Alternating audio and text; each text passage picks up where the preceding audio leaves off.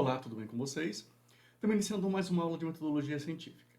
Na aula de hoje, nós vamos trabalhar como escrever um artigo científico. Eu coloquei como dicas, porque na verdade não existem regras absolutas, apesar de existirem algumas normas, nós vamos ver um pouquinho dessas normas, mas vocês vão ver que existe uma liberdade muito grande quando eu escrevo um artigo.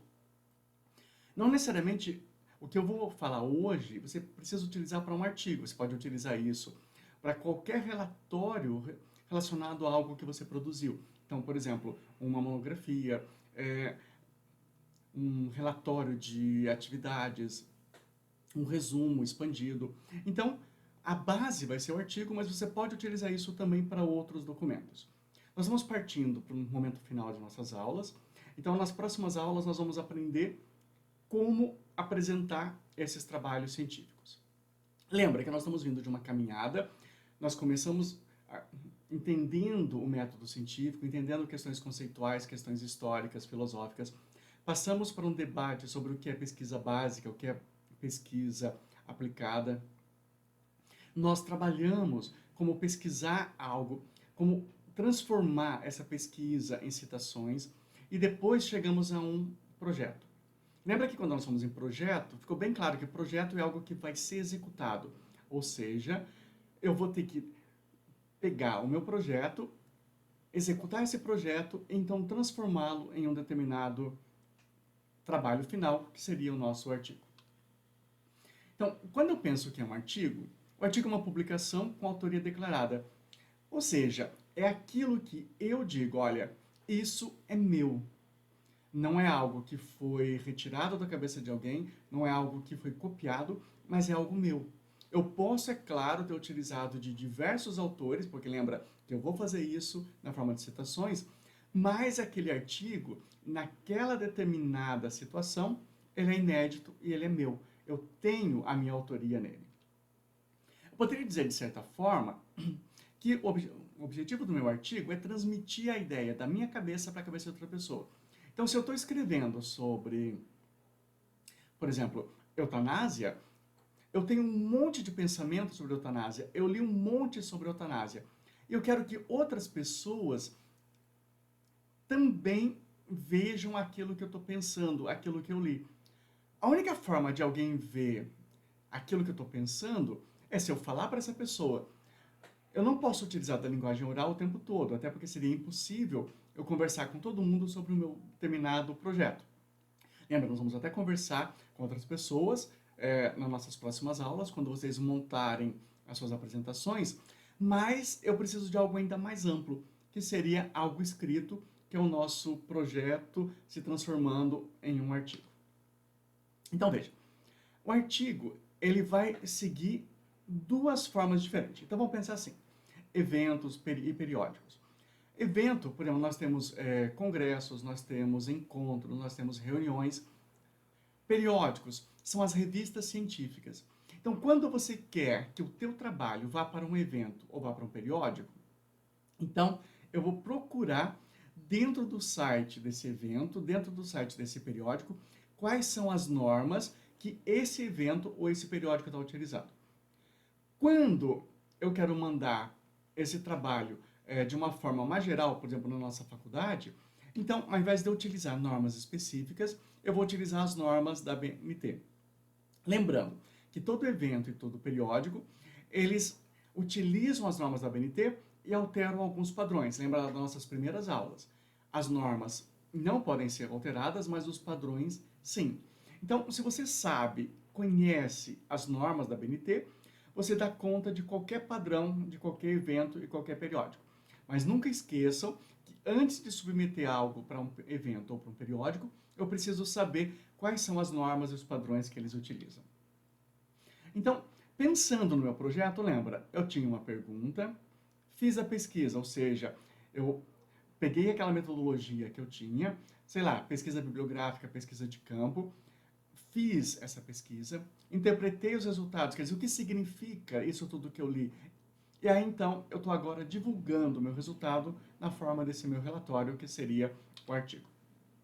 Então, eu tenho aqui capa, folha de rosto, introdução, justificativa, objetivo, revisão de literatura, metodologia, cronograma, referência, os elementos pré-textuais, os elementos textuais.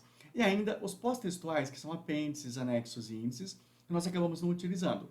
Apêndice, anexo, índice é aquilo que eu coloco, mas que não está no meu texto. Então, por exemplo, um mapa, o texto de uma lei, fotografias, que eu não quero colocar dentro do meu texto, eu posso colocar como apêndice e como anexo. No nosso manual, você tem todas as normas de como utilizar esses elementos pós-textuais. Veja que os pós-textuais estão em branco porque eles não são obrigatórios. Por isso eu não trabalhei nessas aulas com vocês, já que nós não temos tanto tempo assim. Agora veja, eu mudei. O pré-textual agora virou capa, resumo e abstract. Ou seja, eu deixei de ter agora o projeto e passei a ter agora o meu artigo. Então agora eu tenho, ao invés de introdução, justificativa, objetivo, literatura, metodologia e cronograma, eu tenho introdução, desenvolvimento, considerações finais e referências. Então, essa vai ser a estrutura do artigo que vocês vão montar. Então, quando eu monto um artigo, eu tenho que começar pensando assim. Esses números, eles são números referenciais. Mas quando alguém lê o título do teu artigo, cerca de 1000 pessoas vão ler. Aí eles olham, puxa, que legal, esse título é exatamente o que eu queria ler. Mas 90% das pessoas, quando leem o título, acabam desistindo. Então, não porque acharam ruim, mas porque entenderam que aquele trabalho não tem a ver com o que ele precisa. Então, essa pessoa vai passar lá para o resumo, para o abstract. Então, 100 leitores apenas, daqueles 1000 que leram meu título, vão ler meu resumo. Então, se meu título for ruim, eu nem vou chegar a essa leitura do resumo. Desses 100 que leram meu resumo, somente 70 vão ler minha introdução. Desses 70, somente 10 vão acabar lendo o problema, as minhas ideias, e 30 vão ler as conclusões. Veja, muitos pulam direto para a conclusão, porque é a parte que muitas vezes é o mais importante em um determinado trabalho. Bem, o importante desse número aqui é entender que eu preciso ter um bom título, um bom resumo e uma boa introdução. Caso contrário, ninguém vai ler o meu trabalho. Então, começando com o título. Lembra que eu tenho um problema, eu tenho aquela minha pergunta. Então, o título, ele tem que, de certa forma, mostrar qual é a resposta dessa minha pergunta. Ou recolocar a pergunta para que o público entenda. Ela tem que ser bem clara, as palavras têm que estar ligadas a esse meu referencial. Lembra, tá aqui, olha, ele é um cartão de apresentação. Se ele é um cartão de apresentação, vamos dar um exemplo aqui. Dos aspectos controvertidos do registro civil de pais e mães transgêneros, à luz do provimento 73 do CNJ e dos direitos da personalidade. Veja, não tem como estar mais claro. Ele vai trabalhar apenas com aspectos controversos, apenas do registro civil, esse registro civil somente de pais e mães transgêneras, e tudo isso relacionado unicamente ao provimento 73 do CNJ. Quer dizer, quem lê esse título sabe exatamente o que está nesse trabalho. Então, essas 1000 pessoas que leram, elas vão pensar, puxa, eu preciso ler esse artigo. Então, eu vou ter aquele número de pessoas que vão continuar lendo o meu trabalho. Se esse título não chama atenção, eu nem vou ter esses 100 leitores. Eu posso ter um número muito menor ou, de repente, acabar que ninguém leia o meu trabalho. Então, muito cuidado na hora de montar o teu título. O resumo. Lembra que o resumo também é super importante. O resumo ele é feito em parágrafo único. Então, eu normalmente faço assim. Eu contextualizo o meu tema com uma frase, coloco o meu objetivo com uma frase, descrevo a metodologia com uma ou duas frases, coloco o meu resultado resumido em uma ou duas frases e coloco uma conclusão. Aí você vai estar pensando, opa, tudo isso eu já fiz. Sim, tudo isso você já fez, com exceção do teu resultado. Porque o resultado você vai estar colocando agora, mas o objetivo, metodologia, você já tem feito. Desculpa, a conclusão também você não fez ainda, porque não estava no teu projeto. Então, a primeira parte aqui veio lá do teu projeto. Então, olha aqui. A introdução é objetivo, justificativa, finalidade, metodologia, resultado e conclusão. Isso eu posso ver num modelo. O objetivo do trabalho é analisar os aspectos controvertidos da retificação de nome, aquele que eu acabei de falar. Então, para tanto, a pesquisa analisou, foi para a metodologia, então eu tenho lá o meu objetivo e tenho a minha metodologia. Aí ele coloca o resultado e chega lá na conclusão. verificou-se que há necessidade do preenchimento da lacuna jurídica em relação ao registro. Quer dizer, ele está concluindo que o provimento e as leis que nós temos hoje não são suficientes para embarcar toda a problemática do registro civil de pessoas transgêneras. Então, quem lê esse resumo vai saber exatamente o que ele fez, como ele fez, aonde ele chegou, e vai pensar, poxa, eu preciso então ler esse trabalho. Ou vai pensar, não, não é um trabalho que me interessa. Bem, toda vez que eu escrevo, eu vou ter que colocar a palavra-chave, são de 3 a 5. Pensa assim, quando você vai procurar algo no Google, você coloca uma palavra e o Google localiza. Então, quando eu escrevo algo, eu preciso dizer para as pessoas sobre o que eu escrevi, que são essas palavras-chave. Vou até mostrar aqui para vocês. Direitos humanos, retificação e certidão de nascimento. Percebam que elas não repetem as palavras do título. Porque quando eu jogo no Google, o título já existe. Então o Google vai achar o meu título.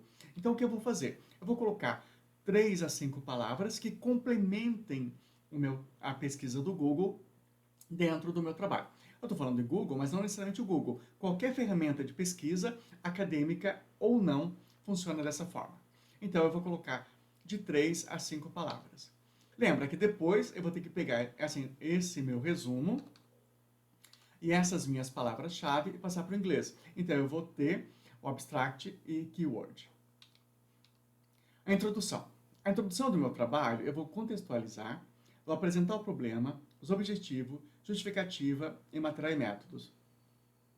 Ou seja, a minha introdução está pronta em meu projeto. Basicamente, eu vou passar tudo que está no meu projeto para a minha introdução.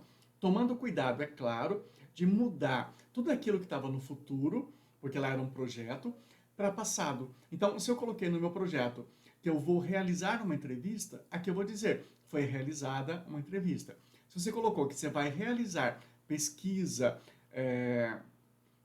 de jurisprudência, que isso vai dizer que você pesquisou a jurisprudência. Então, um exemplo. O Supremo, então, foi feito lá, ele contextualizou falando da ADI 4275. Daí, então, ele explica a dignidade da pessoa humana, ou seja, ele está fazendo a contextualização. Logo em seguida, ele coloca lá o que o trabalho dele quer fazer, analisar as omissões. Ou seja, ele vai entrar tanto na problemática quanto nos objetivos. E quando ele fala nessa questão da dignidade, ele está entrando na justificativa. Então veja, não necessariamente eu preciso colocar nessa ordem, mas esses elementos vão ter que aparecer. E aí ele termina lá dizendo que foi o método teórico de averiguar e problematizar, ou seja, material e métodos. Então, nesse texto, veja que é um texto pequeno, aqui eu estou com uma página apenas, ele contextualizou, colocou a problemática, objetivo, justificativo e material e métodos. Não estou dizendo que você precisa escrever isso em uma página, você pode escrever isso em 2 páginas, sei lá. Agora, lembra que no teu projeto isso estava na forma de tópicos. Agora não são mais tópicos, agora é um texto corrido que vai se chamar introdução. Os resultados, vamos lá para o meu objetivo. Então eu disse no meu objetivo que eu faria tal coisa. Ou seja, eu de certa forma prometi algo para o meu leitor. Eu até coloquei isso na minha introdução. Então tá aqui, olha, o que eu vou fazer no meu trabalho. Então agora eu vou apresentar esse resultado. Não só apresentar, mas como agora é o meu trabalho, eu vou discutir e analisar. Lembra que a gente falou muito sobre isso? No projeto, na minha revisão de literatura, eu não podia interferir, porque era o que os autores estavam falando. Agora eu posso discutir. Eu posso discutir com outros autores, de repente o autor A fala algo, eu não concordo, e apresento um outro autor para discutir. Ou então eu faço uma discussão pessoal, mas sempre embasado do ponto de vista teórico. Nunca eu posso discutir algo sem ter um embasamento teórico. Então, o que eu posso fazer? No trabalho que eu coloquei ali, o que ele apresentou? Uma parte histórica da sexualidade, a transfobia e violação de direitos, a transgeneridade de um direito, a transexualidade e o terceiro gênero, e as lacunas. Ou seja, ele foi contextualizando tudo. Então ele colocou a questão histórica, a questão de violação de direitos, a questão do direito de personalidade, e chega então para explicar o que é a transexualidade e entra finalmente no problema dele, que é o provimento 73. Então, pensem quando vocês estiverem escrevendo o trabalho de vocês, lembra que vocês fizeram aquelas 2 páginas de revisão, que ela tem que ter uma lógica. Então, essa lógica você é que vai criar. Então, como é que eu posso montar essa lógica? Eu posso apresentar, como ele fez aqui, histórico, um problema, conceitos e chego realmente ao meu resultado. Então, depois que eu tenho o resultado, eu vou ter que ter uma conclusão. Qual é a minha conclusão? A conclusão, ela é curta. 1 parágrafo, 2 parágrafos apenas. A conclusão, eu vou dizer se aquilo que eu pensei estava certo ou errado. Então, eu fiz uma pergunta. Eu perguntei lá, alunos de direito pensam da mesma forma sobre pena de morte do início ao final do curso? Aí lá no final eu vou concluir. Sim, pensam. Não, não pensam. Claro, eu vou escrever um texto bacana sobre isso, mas eu vou ter que dar uma resposta àquela pergunta que eu estou fazendo. Então, quando eu apresento o resultado, eu não apresento a minha conclusão. A conclusão fica separada. Eu apresento no meu resultado, sim, as minhas discussões, as minhas análises, e aí lá na conclusão eu dou a minha resposta final, X ou Y, dependendo daquilo que eu concluí. Eu posso ainda apresentar aqui uma pequena síntese, então eu posso sintetizar tudo que eu encontrei anteriormente, lembra, 1 parágrafo no máximo, e posso ainda propor trabalhos futuros. De repente você não conseguiu concluir. Então você pode dizer, olha, esse trabalho não tem uma conclusão ainda, então eu sugiro que sejam feitos novos trabalhos a respeito do tema. Sem nenhum problema quando isso acontece. Então tá aqui, olha, um exemplo de como isso ficaria. Então eu tenho lá a questão do princípio da dignidade, tem uma análise, aí ele coloca um entretanto, aquilo que nós falamos, que você pode sim ir contra algo que você está falando. Então aqui daí vem a solução. É a consagração de uma legislação que classifique um direito absoluto à filiação biológica de 2 mães ou 2 pais. Ou seja, no final ele coloca o que ele concluiu do trabalho dele ou dela. E aí termina com as referências, porque lembra que quando você está escrevendo aqui a tua introdução, o teu resultado, você vai estar citando autores. Na tua conclusão, não. A conclusão é 100% pessoal, então eu não tenho nenhuma citação. Então eu preciso agora colocar todas as minhas referências de acordo com as normas da ABNT. Bem, rejeição não é o fim do mundo. Eu coloquei isso pelo seguinte: quando você manda um artigo para alguém analisar, muitas vezes, os primeiros artigos muitas vezes são rejeitados. Então você manda um artigo para um congresso, de repente o congresso diz não. Bom, mas não tem problema. Se acontecer isso, leia o que a pessoa que analisou o teu artigo viu e por que ela está dizendo. Quando você manda para um congresso ou para uma revista conceituada, análises desse artigo são feitas por 2 pessoas.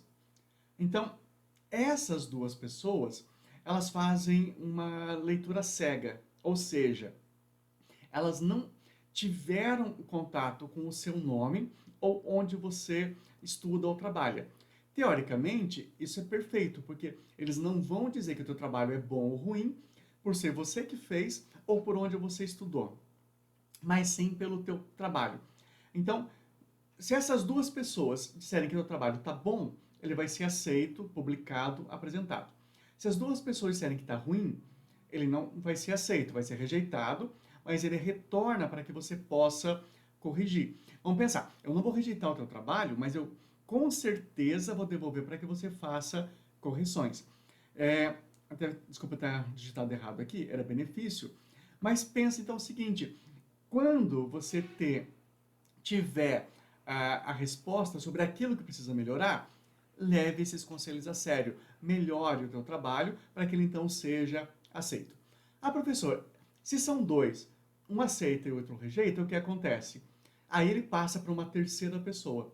Essa terceira pessoa, então, analisa e pode, então, dizer que o trabalho deve ser publicado ou não. Desculpa. Só um exemplo. O ano passado eu mandei 3 artigos para um congresso internacional em Ponta Grossa. 3 artigos de alunos meus aí do curso de Direito. 2 deles foram aceitos e um terceiro foi rejeitado. Esse artigo rejeitado foi então encaminhado para uma revista internacional e a revista internacional aceitou.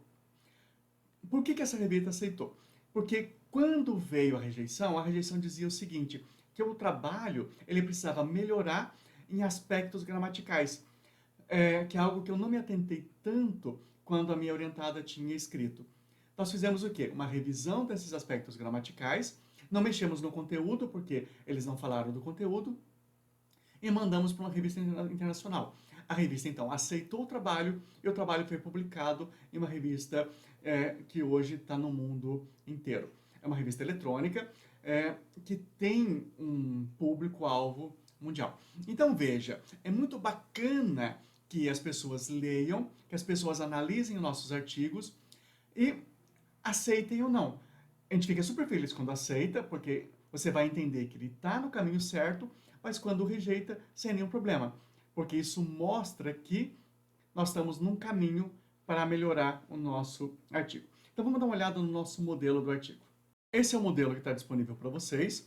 Dessa vez eu não vou colocar o modelo preenchido, porque como cada artigo é diferente, não seria algo legal. Então tem lá, Faculdade de Sorte Fajar, Unidade Guaraíba, você vai colocar aqui teu nome e o nome do seu orientador. No caso aqui, o orientador é quem te ajudou a fazer o trabalho. Então, sei lá, professora Rosângela, professora Cassima. No entanto, como esse trabalho está sendo realizado apenas na disciplina, então você pode colocar o meu nome como orientador. O título do artigo, Jaguaraíba 2020, aí vem o resumo. Veja que aqui ele não tem aquela folha de rosto e tudo mais. Então você vai montar o resumo, de acordo com aquele modelo passado, e vai colocar aqui 3 palavras-chave. Aí você passa o teu artigo para o inglês. Se você não domina o inglês, não é a melhor coisa do mundo, mas use um tradutor online. Você vai ter então abstract e keywords. Você então vai colocar a introdução, que é aquilo que nós vimos.